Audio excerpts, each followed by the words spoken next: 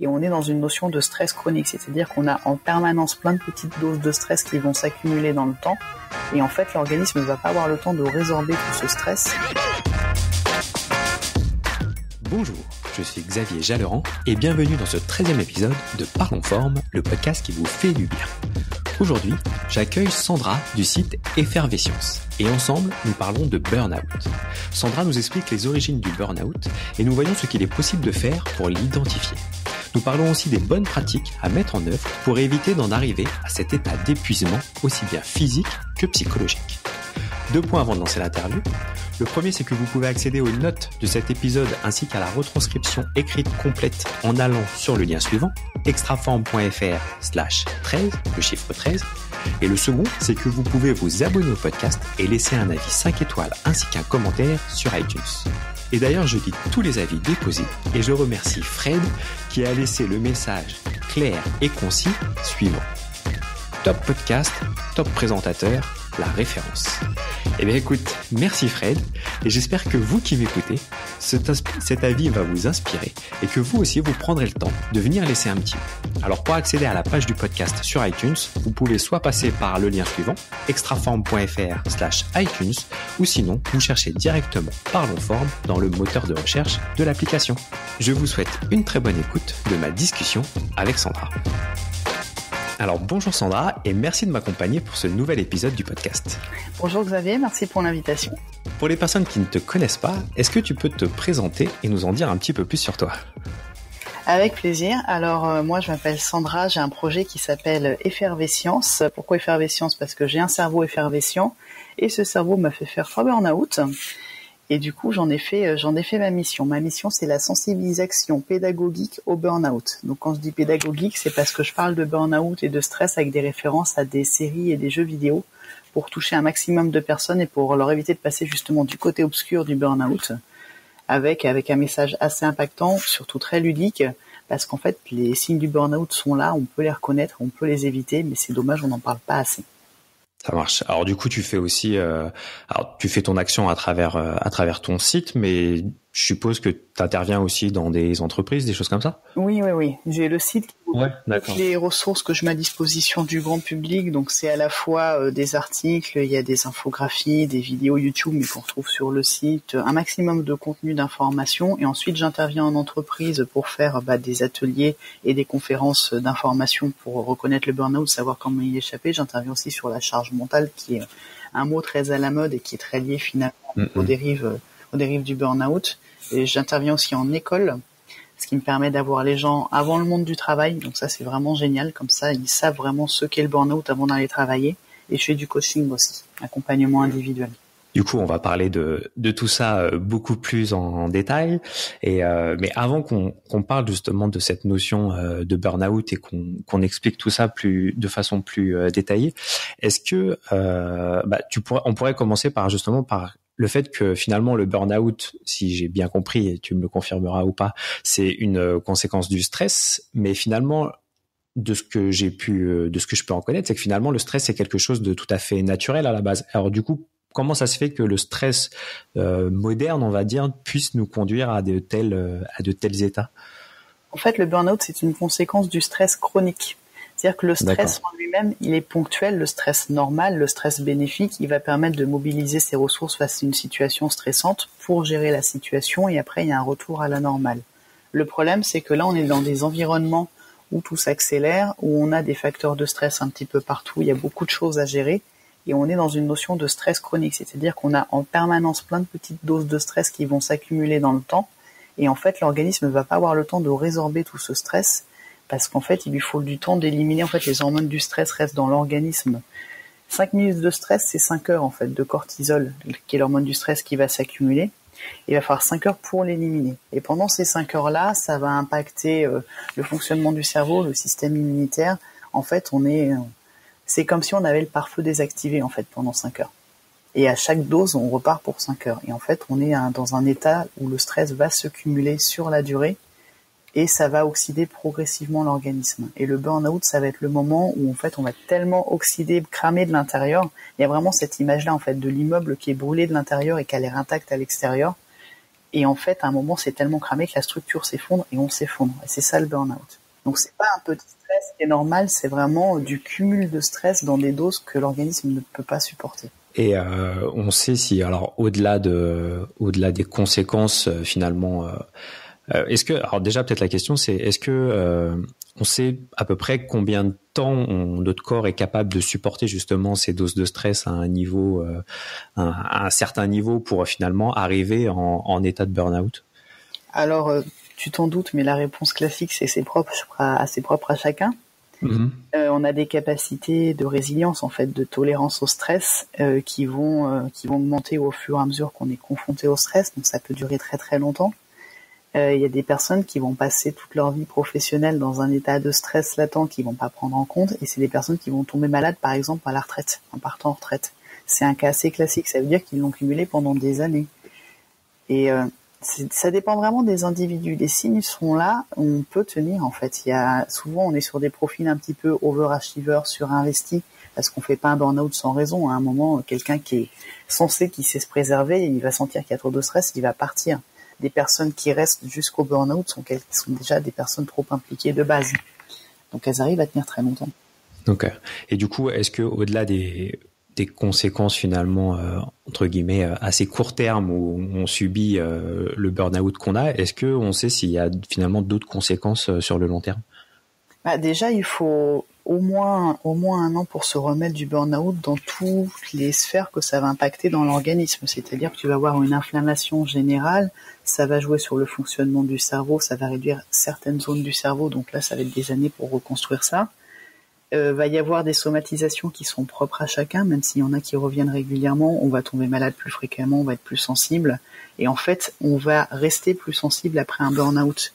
Typiquement, moi, pour en avoir fait 3, à chaque fois, c'était plus rapide et plus violent. Quand tu parlais de la durée, les 2 premiers, j'ai dû les maturer 2 ans facile, 1 à 2 ans facile, dans des postes où j'ai fini par cumuler un certain nombre de postes à chaque fois plus. Le dernier, en 2 mois, c'était fini. Ça a duré 2 mois, c'est super rapide, foudroyant. Et par contre, la récupération, pareil, j'étais beaucoup plus cassé, la somatisation est allée beaucoup plus loin sur celui-là que dans les précédents. C'est un peu comme si ça baissait ton seuil de tolérance à chaque fois, en fait. Parce que l'organisme se souvient. Ouais, donc non seulement ça arrive plus vite et tu mets plus de temps à t'en remettre, quoi. Ouais. Et basiquement, plus tu résistes longtemps, plus ça va être dur à récupérer. Alors quand tu dis résister, parce que tu résistes dans le sens où tu refuses la réalité, ou c'est que t'en es pas forcément conscient?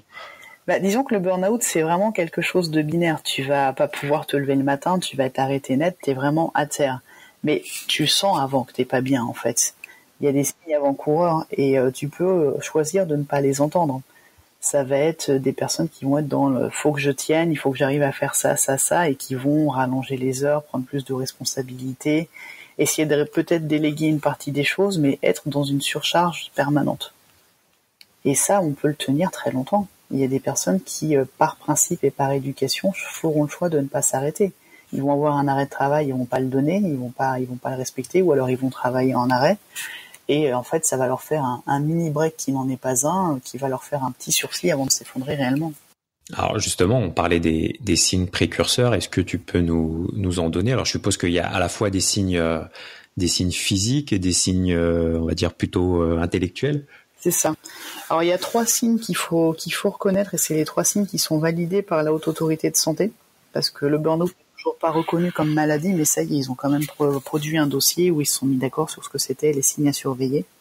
Et donc ces 3 signes, c'est l'épuisement physique et psychologique, c'est-à-dire qu'on est à la fois fatigué physiquement, on se réveille fatigué, on n'arrive pas à récupérer, et aussi psychologique, on a une impression de souffrance morale en fait. On n'est plus à sa place, on n'arrive pas à se mobiliser, on n'arrive plus à mobiliser ses ressources. C'est une forme de lassitude vraiment poussée à l'extrême. À côté, il y a une perte du sentiment d'accomplissement.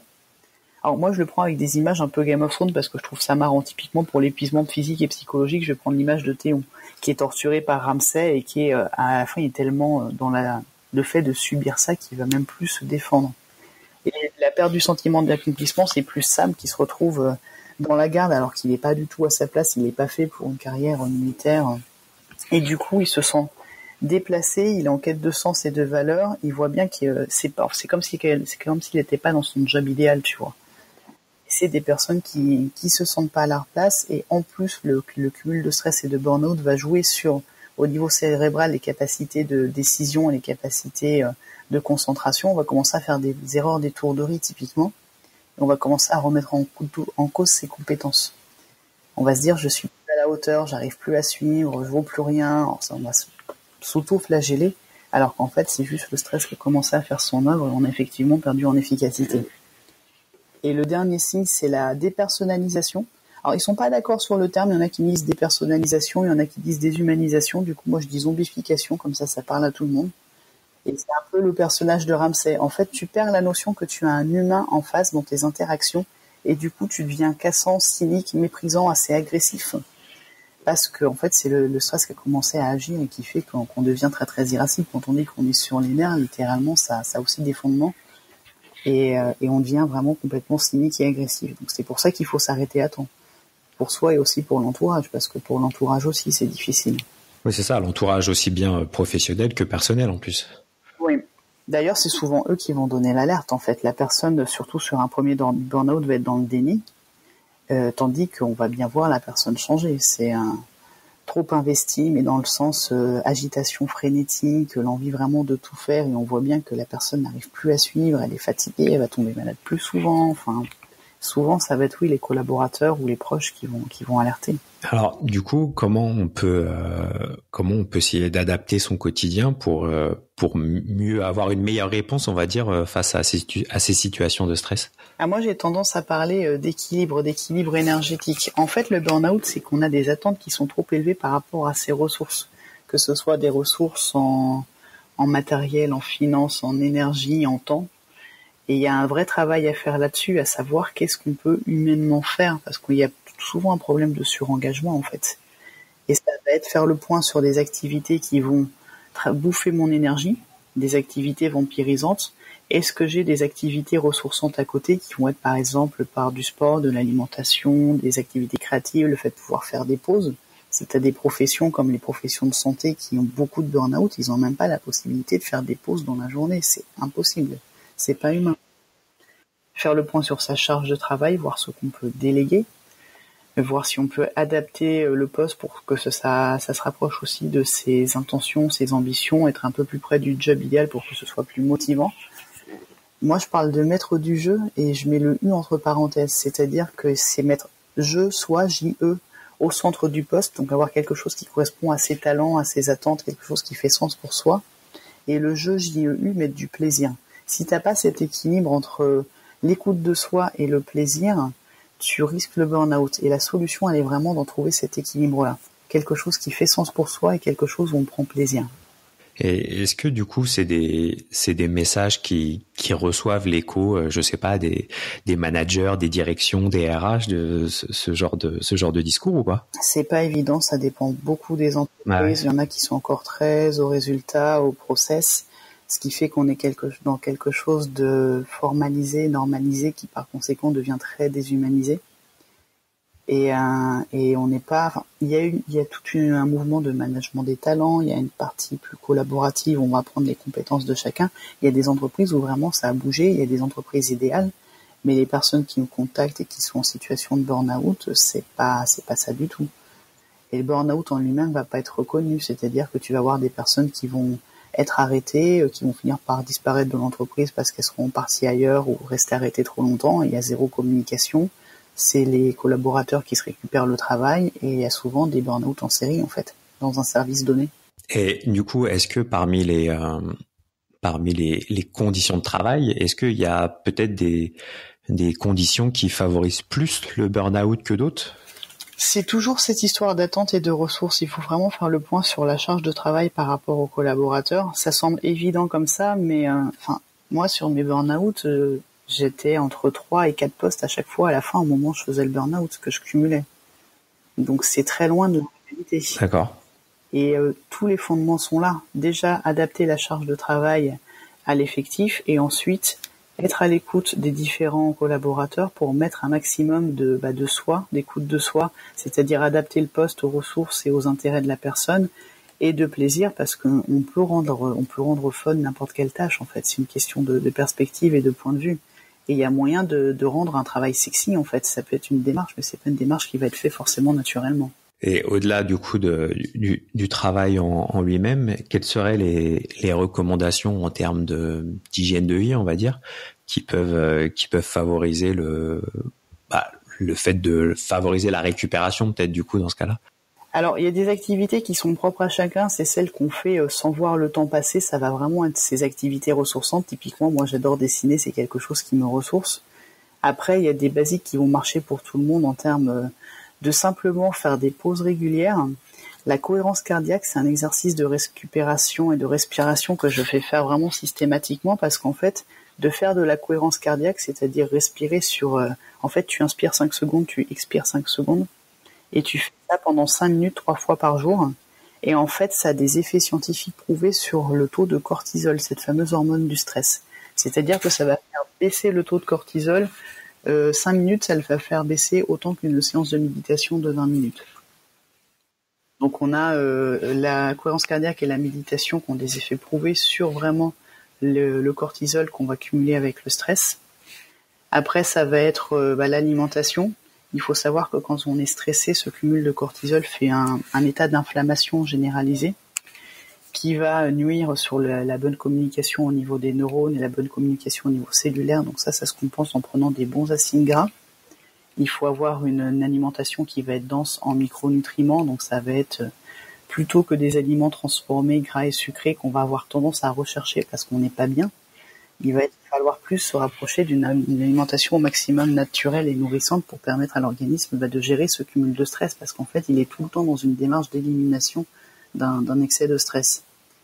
Et l'activité physique, l'activité sportive permet de se reconnecter à soi, parce qu'en fait, le problème du burn-out, quand on arrive jusqu'au burn-out, c'est qu'on n'est pas à l'écoute de son corps.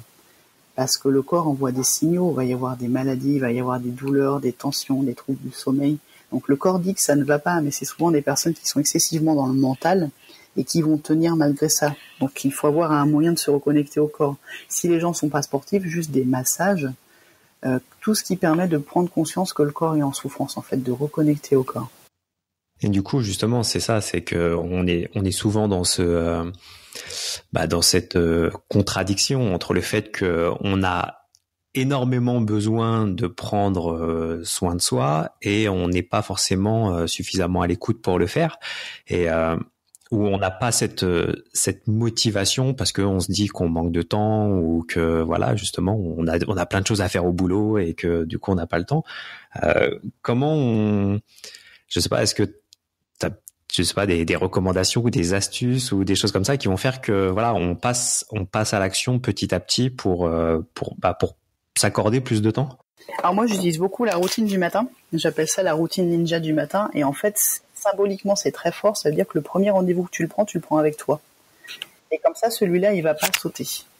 Et plutôt que de te mettre sur ton portable et de regarder les notifications et ce qui s'est passé sur les réseaux pendant la nuit, ce qui est déjà une forme de charge mentale et va occuper une partie de l'énergie de ta journée, ça va être prendre le temps de refaire le point sur ne serait-ce que ton état général. Tu vois, je te parlais de l'image de l'oxydation de l'organisme progressive avec le stress. Moi, je le symbolise avec une petite pile qui s'oxyde au fur et à mesure.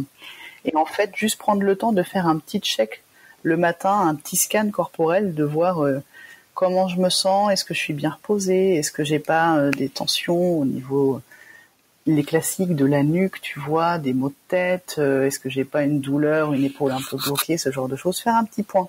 J'appelle ça un stop. Stop, c'est pour se taire et observer patiemment. Et ça, faudrait en faire au moins 2 ou 3 par jour. On peut mettre une petite alarme pour ça, pour juste, je m'arrête et je m'écoute. Est-ce que j'ai pas une petite tension, un petit besoin de faire une pause, la mâchoire un peu crispée, ce genre de choses. Et après, tu vas compléter cette routine de ce que tu peux mettre par rapport au temps que tu as.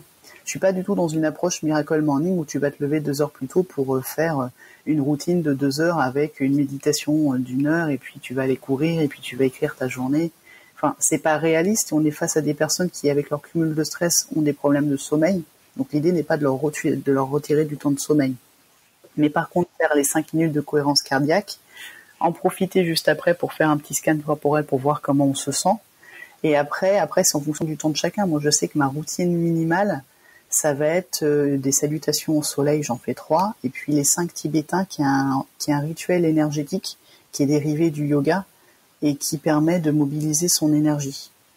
Et ça permet de stimuler le système immunitaire. C'est très puissant en fait, c'est des enchaînements de 5 postures de yoga qui vont permettre de mobiliser l'énergie. Et tu commences en fait par faire des tours sur toi. Donc moi j'en fais 5, t'en fais 3 à 21 quand tu fais vraiment l'ensemble de la routine, mais c'est pas nécessaire d'aller si loin. Et rien que le fait de tourner sur toi, si tu commences à avoir des vertiges, tu sais que déjà tu es dans un cumul de stress assez avancé et que ça va falloir que tu fasses une journée plus cool que les précédentes. Et le week-end, je vais prendre plus de temps. Quand je fais travailler sur les routines, la mise en place des routines, j'ai toujours cette notion de c'est pas là pour mettre la pression, donc il va y avoir une mini-routine pour les jours où on est pressé et c'est tout à fait ok. Et il va y avoir une routine, on prend plus de temps pour soi et c'est là que je vais faire par exemple du sport et ça on va le mettre le week-end ou pendant les vacances. Il faut pas que ça devienne quelque chose de stressant, surtout pas. Enfin, quand on met en place des outils de stress défense, faut surtout pas que ça devienne quelque chose qui mette la pression. Bah oui, carrément. Et du coup, alors ta routine courte, on va dire, elle dure combien de temps? Elle prend 15 minutes. En 15 minutes, je pourrais la faire en 10. Ça va être ma cohérence cardiaque, je fais un petit scan corporel, je peux enchaîner sur une méditation, je vais faire mes mouvements de yoga et mes 5 tibétains.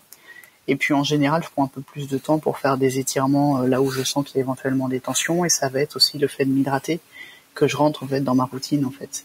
Et du coup, tu sais d'expérience que ça, à peu près, enfin, ne serait-ce que ces 15 minutes par jour auprès des gens que tu as pu accompagner ou que tu as pu suivre, c'est déjà voilà, quelque chose qui permet vraiment de changer la vie, quoi.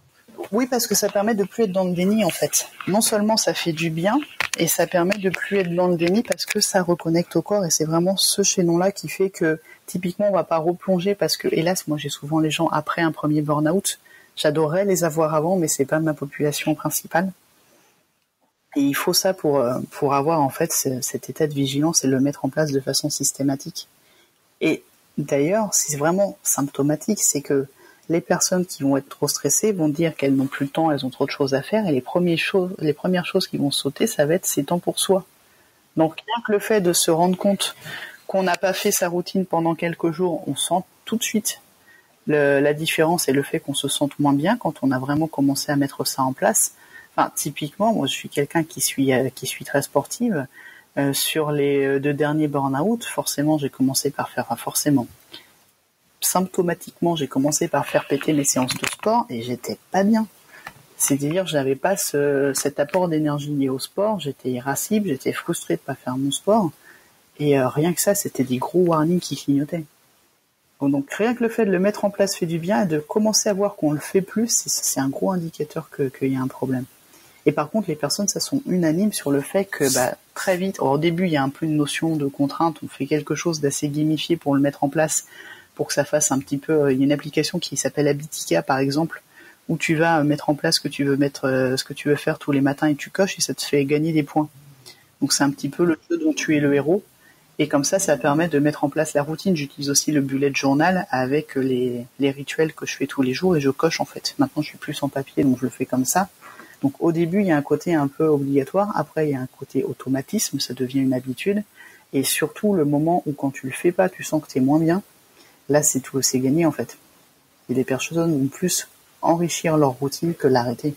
Ouais, après c'est ça. Enfin moi aussi du coup je suis très, alors sans avoir eu besoin tant mieux de faire de burn-out, mais voilà, cette notion de routine matinale, c'est quelque chose qui me parle vraiment.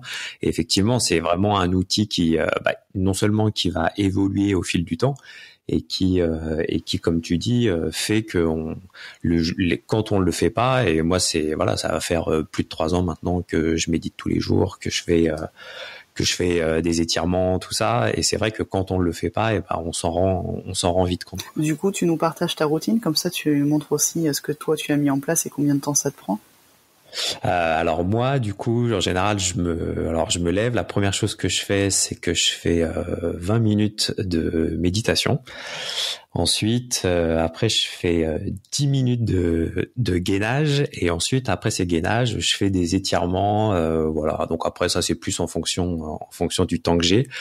Et puis, alors après, parfois, voilà, ça peut dépendre. Je peux aussi faire des exercices de respiration qui vont être, voilà, mais plus de la respiration profonde, qui vont au-delà de, toi, quand je médite, par exemple, tu peux mettre ton focus sur ta respiration, mais là, c'est vraiment plus des exercices de respiration, histoire de vraiment bien oxygéner le corps et tout ça.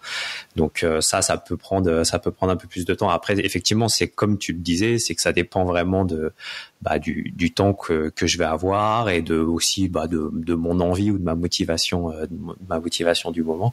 Mais voilà, en gros, dans les grandes lignes, c'est ça, quoi. Ouais, voilà, c'est vraiment ça. C'est à la carte, c'est quelque chose de très personnel. C'est quelque chose qui va évoluer en fonction des désirs et des besoins, et aussi de l'état physique, parce que typiquement après un burn-out, je pouvais à peine faire une salutation au soleil, j'avais le dos bloqué, ça revient progressivement. Donc c'est aussi un indicateur de récupération après un burn-out, de commencer en douceur et de progressivement retrouver le niveau d'activité physique que tu avais avant. Et ça prend vraiment du temps et c'est normal.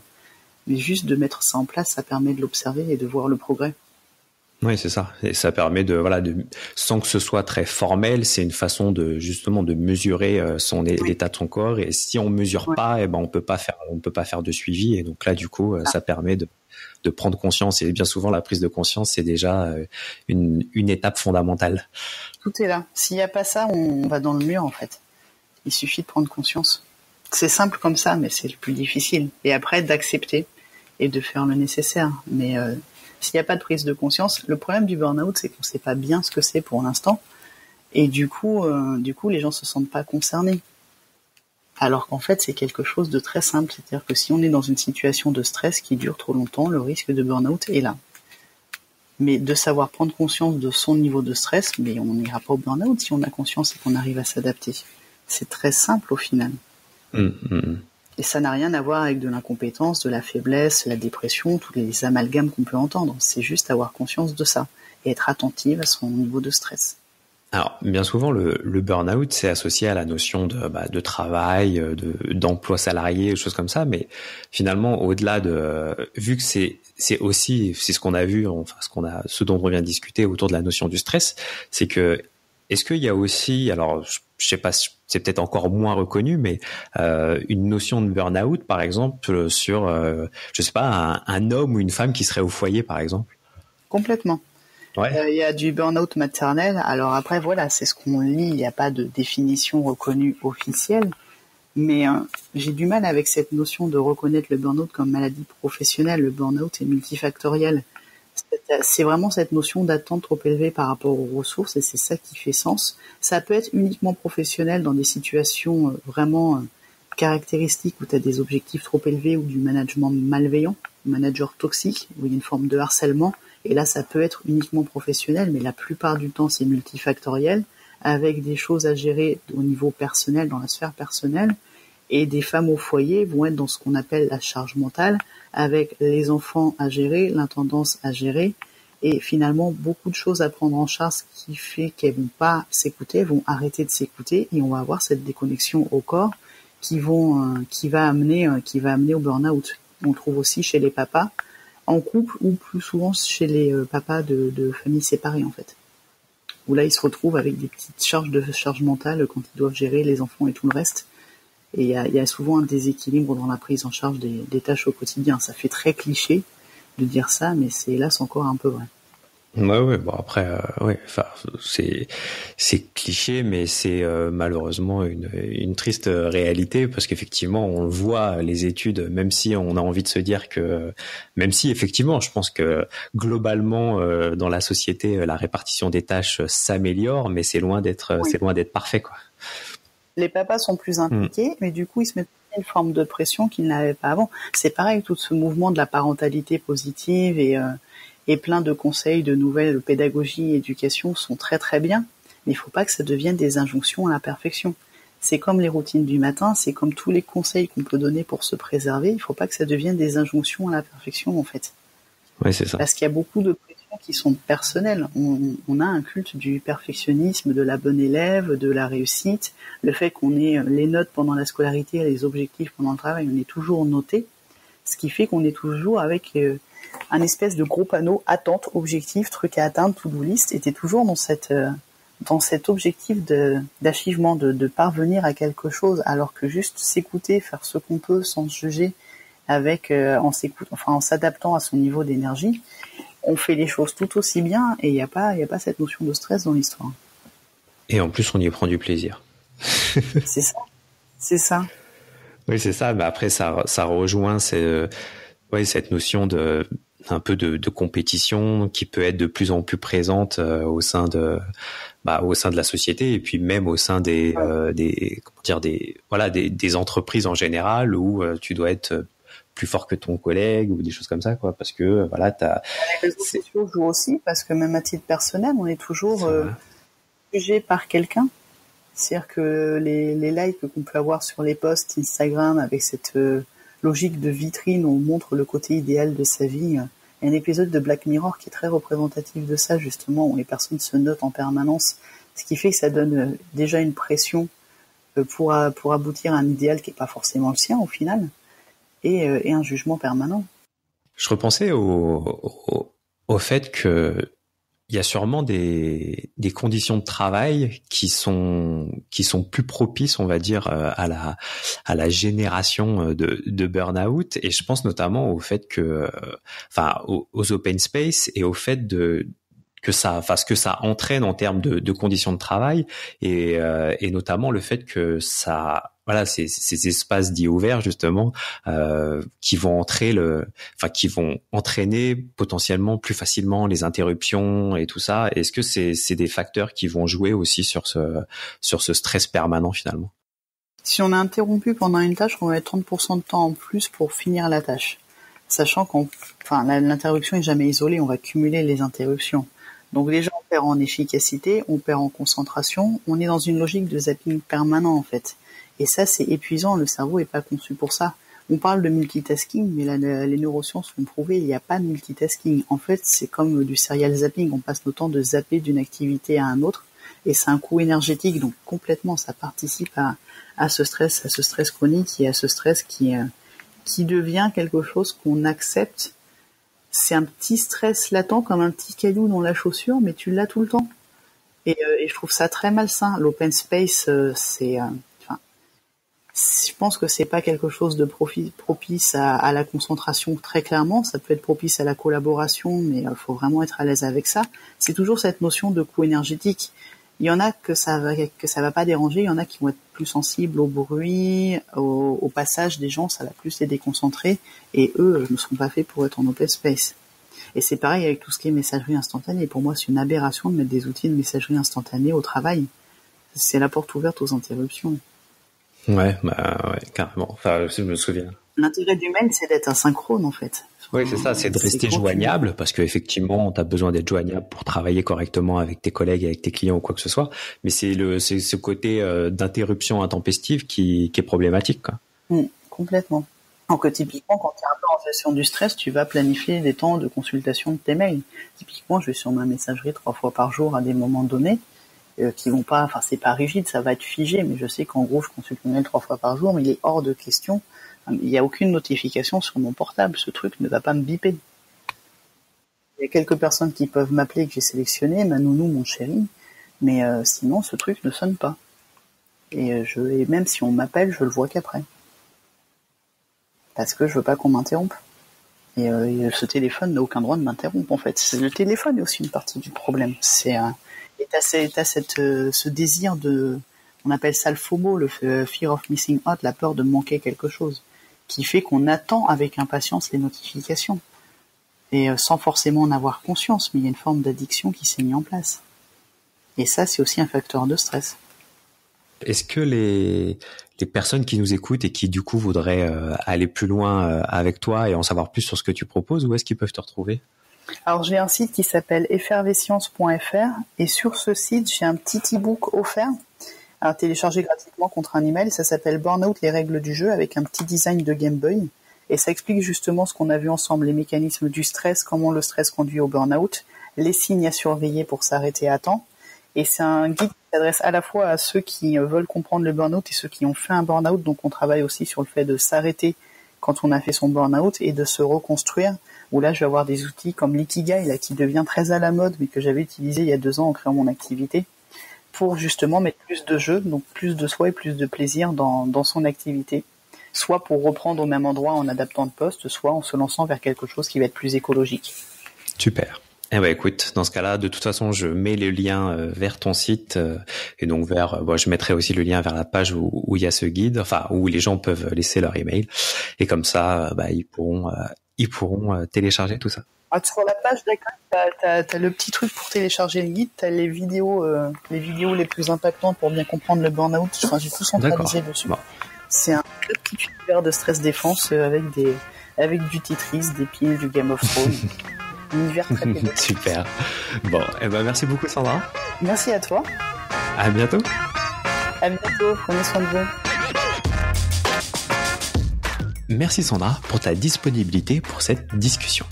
Alors je vous rappelle que vous pouvez accéder aux notes ainsi qu'à la retranscription écrite complète du podcast sur extraform.fr/13, le chiffre 13.